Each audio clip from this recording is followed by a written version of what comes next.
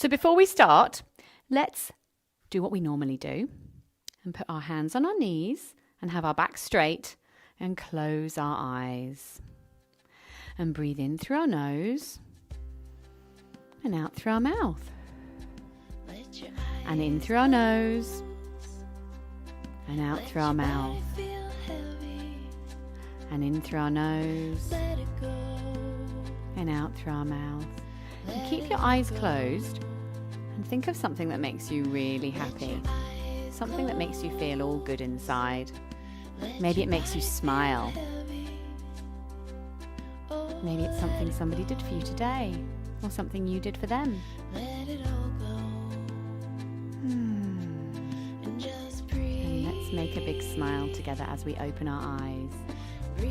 Hi again. Put our hands on our heart and say Namaste, which means the light in me sees the light in you. That's how we start all our classes, isn't it?